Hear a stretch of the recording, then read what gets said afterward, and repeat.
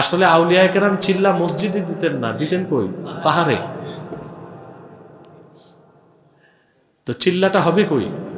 পাহাড় পর্বতে। কারণ চিল্লার মূল উদ্দেশ্য হচ্ছে খালওয়াত। কি? একটা হচ্ছে জালওয়াত, আরেকটা হচ্ছে খালওয়াত। একটা হচ্ছে জালওয়াত, আরেকটা হচ্ছে খালওয়াত। দুটোটাই সুন্নাত। সুবহানাল্লাহ। দুটোটাই কি? হাদিস দিয়ে প্রমাণিত।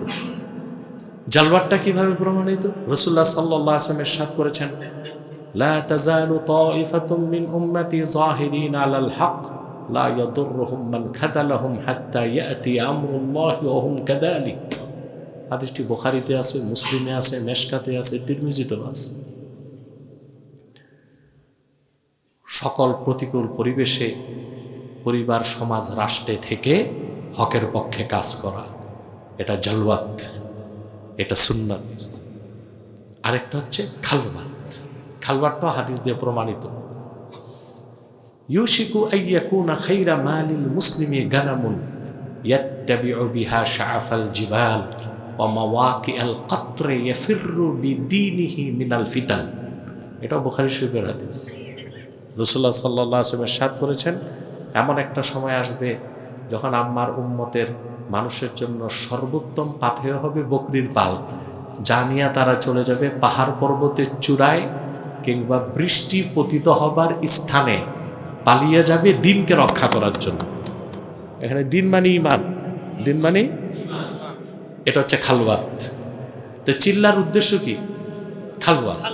এখন আমরা যদি মসজিদে মসজিদে যাই তো আর তো খালওয়াত হইল না। হাড়ি হান্ডি পাতিল, খাওয়া দাওয়া, হই চই, চিল্লা চিল্লি, এটা তো আর খালওয়াতের ফায়দা দেয় না। এটা বড়জোর তালিম হয়। কি হয়? খালওয়াত হয় না। ইলম হচ্ছে নূর, এটা আল্লাহ যাকে খুশি তাকে দান করে। কারণ এটা ধরে রাখার উপায় কি? ইলম যে ব্যক্তি যতটুক পেল, সে ততটুক যদি আমলে বাস্তবায়ন করে, তখন আল্লাহ তাকে ইলমে লাদুন্নি দান করে। এটা ছাত্রদের মনে রাখতে হবে।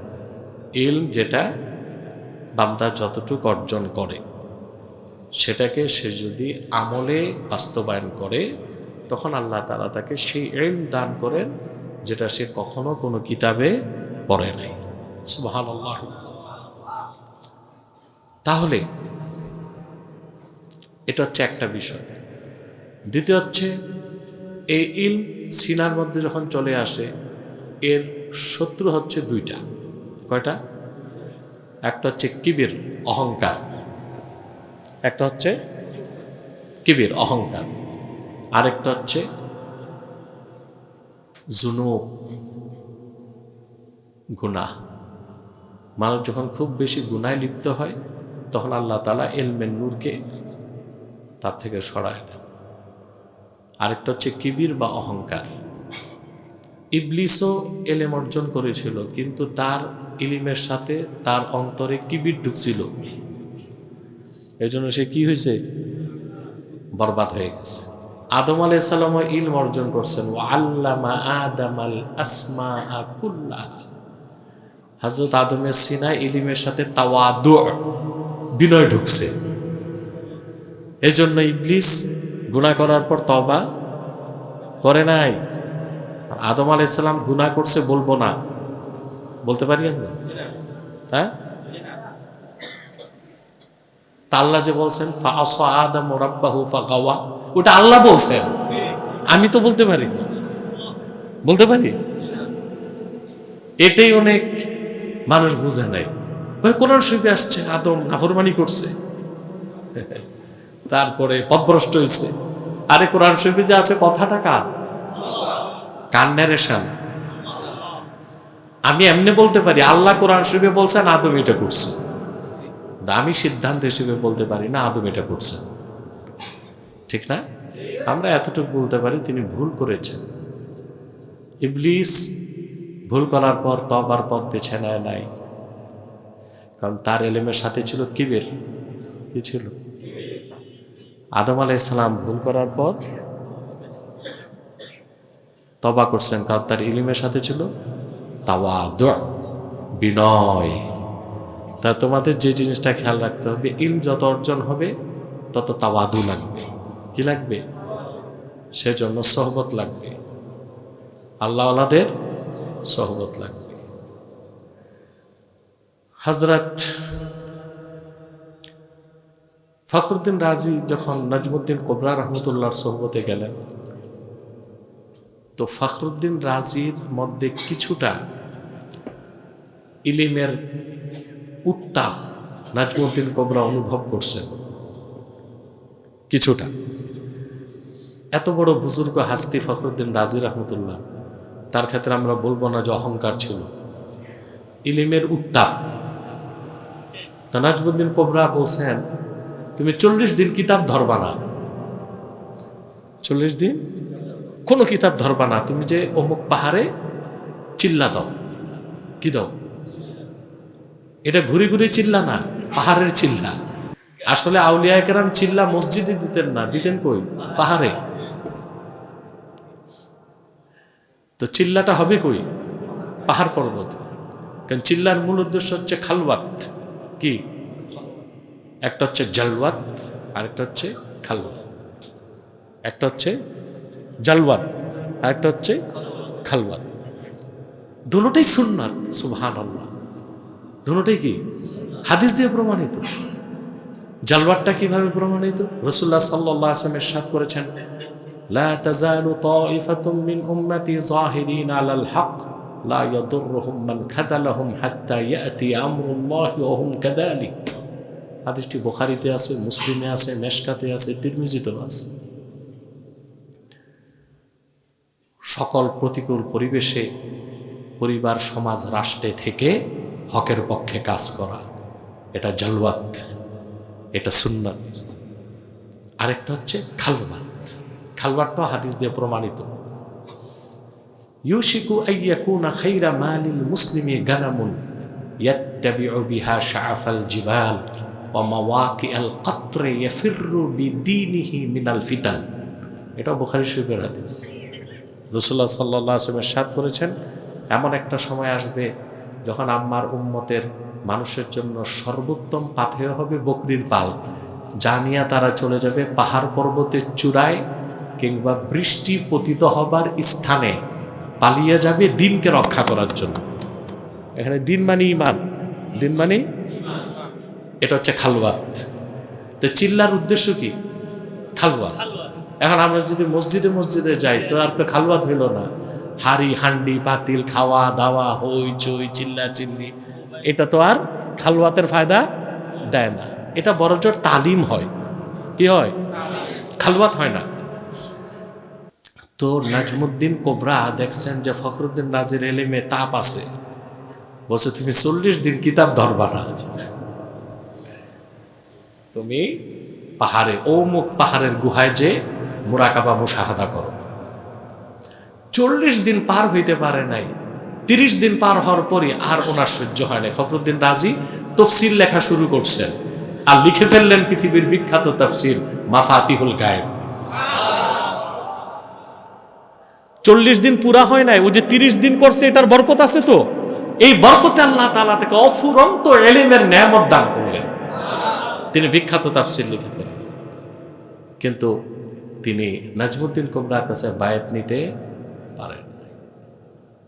মৃত্যুর সময় ফখরুদ্দিন রাজিকে শয়তান এসে ওয়াসওয়াসা দিয়েছে, আল্লাহর তৌহিদের বিপক্ষে শয়তান যুক্তি দিছে, ইমাম রাজি খণ্ডন করছে। করতে করতে প্রায় 100 দলিল তিনি দিলেন ইমাম রাজি। ইবলিস সবগুলো খণ্ডন করছে। হঠাৎ দেখেন, এটাকে তাসাউফের ভাষায় বলে ইস্তেমদাদে রুহানি।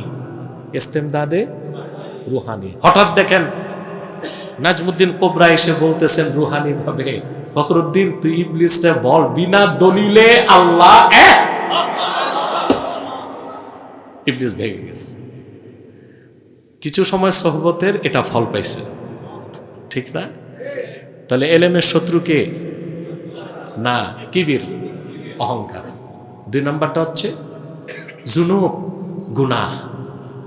যারা খুব বেশি গুনায় নিয়মিত হয়, মানে আসররা ফিল মাসিয়া, নিয়মিত গুনাহ করে বিগায়ের তওবা, তওবাটা করে না, তখন আল্লাহ তাআলা তার ইলমটাকে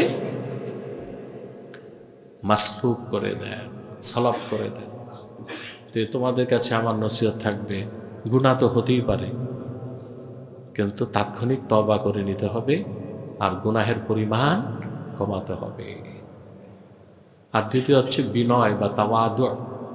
দ্বিতীয়টা কি? বিনয়। এখন আমাদের দেশে বিনয়ের অর্থ বুঝে না, অনেক পীর মাশায়েখ আছে বিনয় বুঝে না। বিনয় বলতে মনে করে জুব্বাটা ছিঁড়া, টুপিটায় তালি, প্লাস্টিকের জুতা 7 বার ঝালাই দিছে, মনে করে এটাই বিনয়। না, তাওয়াদু যেটা, এটা সম্পর্ক সুরতের সাথে না, সিরাতের সাথে। তুই সিরা কুর্তা, তালিযুক্ত টুপি, প্লাস্টিকের জুতা পরে হাঁটলে এটা বিনয়? এটা রহবানিয়াত। এটা কি? বৈরাগ্যতা। লা রহবানিয়াতা ফিল ইসলাম। ইসলামে কোনো বৈরাগ্যতা নাই। হ্যাঁ, এখানে বহুত কথা আছে, সব তো বলাও যায় না এত কম সময়ে। 4টা তরিকা না? কাদরিয়া, চিশতিয়া, নকশবন্দিয়া, মুজাদ্দিদি। এখন চিশতিয়া তরিকার আবার বৈশিষ্ট্য হচ্ছে খুব কম খাওয়া, পোশাক আশাকে কৃচ্ছতা। কিন্তু নকশবন্দিয়া তরিকা তার বিপরীত। নকশবন্দিয়া তরিকা হচ্ছে যে না, নকশবন্দিয়া তো সুবহানাল্লাহ, এই পৃথিবীতে যত রাজা বাদশা আসছে সব নকশবন্দিয়া তরিকায়। আমরাও নকশবন্দি। তো বাহাউদ্দিন নকশবন্দি রহমতুল্লাহর তরিকার 2টা সিফত। কয়টা? একটা হচ্ছে তাআল্লুকুজ জাহির মা আল খালকে ওয়াল বাতিন মা আল খালেক। বাইরের সম্পর্ক থাকবে সৃষ্টির সাথে, দিলের সম্পর্ক আল্লাহর সাথে। সুবহানাল্লাহ। এই জন্য শাহ কারামত আলী জৌনপুরী রহমতুল্লাহি আলাইহি 4 তরিকার খেলাফত নিয়েছেন সৈয়দ আহমদ বেরেলি থেকে, কিন্তু ওনাকে বেশি তাকিদ দিয়েছেন সৈয়দ আহমদ বেরেলি নকশবন্দিয়া তরিকা। কারণ সৈয়দ আহমদ বেরেলির যুগ ছিল ইংরেজদের যুগ, তখন অফিসারদের উৎপাত বেড়ে গেছে। কাদের? অফিসারদের। ছুট বুটওয়ালাদেরকে মানুষ বেশি মানতে লাগলো। তখন তিনি সৈয়দ আহমদ বেরেলি কারামত আলী জৌনপুরী রহমতুল্লাহকে 4 তরিকার সবক দিয়ে নকশবন্দিয়ার তাকিদ করে বললেন, ভালো খাবা, ভালো পরবা, ভালো চলবা। এই জন্য উনি আবা পড়তেন, মাথায় সের তাজ থাকতো, নাগরা জুতা পরতেন, পালকিতে চলতেন। এটা অনেকে বুঝে নাই যে এত শান শৌকতে চলে কেন, এটা নকশবন্দিদের সিফত। এখন আপনাকে দেখতে হবে আপনি কি চিশতিয়া তরিকার সবক পালন করেন না নকশবন্দিয়া তরিকার। আমরা তো নকশবন্দি, এই জন্য দেখবেন আমাদের পোশাক আশাক চলাফেরা নিয়ে অনেকে মন্তব্য করে যে দামি কাপড় পরার দরকার কি, দামি খাওয়ার দরকার কি, দামি বাহনে চলার দরকার কি। মূর্খরা বুঝে না যে এটা নকশবন্দিদের সিফত, নকশবন্দিদের সিফত। হ্যাঁ, আর এখন তো বেশি দরকার। তো দ্বিতীয় হচ্ছে নকশবন্দিদের সিফাত। বাহাউদ্দিন নকশবন্দি রহমতুল্লাহ লেখেন, তামাসসুক বিসুন্নাহ, সর্বাবস্থায় সুন্নতের পাবন্দি, সর্বাবস্থায় সুন্নাহের পাবন্দি। তো আমার নসিহত এটাই থাকবে যে ইলমকে যতটুক শিখেছ এটা আমলে পরিণত করতে হবে, তাহলে আল্লাহ তাআলা কি দিবেন? ইলমে লাদুন্নি। আর ইলমটাকে ধরে রাখতে 2টা কাজ, একটা হচ্ছে বিনয়, একটা হচ্ছে কি? গুনাহ ছেড়ে দেওয়া। গুনাহ, বিনয়ের মানে কি? সিরা কাপড়, সিরা জুতা, সিরা টুপি না, এগুলোর সাথে তাওয়াদুর বা বিনয়ের কোনো সম্পর্ক নাই। আল্লাহর হাবিব সাল্লাল্লাহু আলাইহি ওয়াসাল্লামের সুন্নাহ, সুবহানাল্লাহ, এটা ব্যাপক। সাহাবী রাওয়ায়াত করছেন, খারাজা রাসূলুল্লাহ সাল্লাল্লাহু আলাইহি ওয়াসাল্লাম ইয়াওমান ওয়া আলাইহি জুব্বাউন কিমাতুহু 4000 দিরহাম। রাসূলুল্লাহ সাল্লাল্লাহু আলাইহি ওয়াসাল্লাম একদিন তাশরিফ নিয়ে আসলেন, ওনার জিসিম মোবারকে যে জুব্বাটা ছিল 1500 বছর আগে তার দাম ছিল 4000 দিরহাম। কারণ আরবের পাশের কোনো রোম থেকে রোমের কোনো বাদশাহ হাদিয়া হিসেবে পাঠিয়েছিলেন। তা দামি কাপড় পরাও কি সুন্নাত, পেলে, আর না পেলে পুরানটা পরাই খুশি মনে সুন্নাত। বুঝতে পারছেন? কিন্তু আল্লাহ সুযোগ রাখছেন, তারপরে ভালো কাপড় না পরা এটা বিনয়ের অন্তর্ভুক্ত নয়, এটা বৈরাগ্যতা। আমাদের মধ্যে অনেকে বিনয় দেখায়, মানে টুপি ছিঁড়া, কুর্তা ছিঁড়া, জুতা ছিঁড়া। খোঁজ নিয়ে দেখবেন বউ আছে 3টা, বাড়ি আছে 4টা, বলদ আছে 18টা, ওদিক সব ঠিক, কিন্তু এখানে এসে পোশাক আশাকে কি দেখায়? কৃচ্ছতা দেখায়। এটা কোনো কৃচ্ছতা না। তো তোমাদেরকে এটাও নসিহত থাকবে, বিনয় থাকবে মনে। কোথায়? তোমাদের বিনয়ের সুযোগ যেন বাতিলপন্থী আবার দুর্বলতা মনে না করে। রিসালা কুশাইরিয়াতে আবুল কাসেম কুশাইরি রহমতুল্লাহ লিখছেন, মমিনের বিনয় মমিনের সাথে, আর কাফেরের সাথে মমিনের তাকাব্বুর করা জায়েজ। কাফেরের সাথে তাকাব্বুর করা কি? তাকাব্বুর করা হারাম কার সাথে? মমিনের সাথে। কিন্তু কাফেরের সাথে তাকাব্বুর করা জায়েজ, কারণ কাফের বিনয়টাকে দুর্বলতা মনে করবে। কি মনে করবে?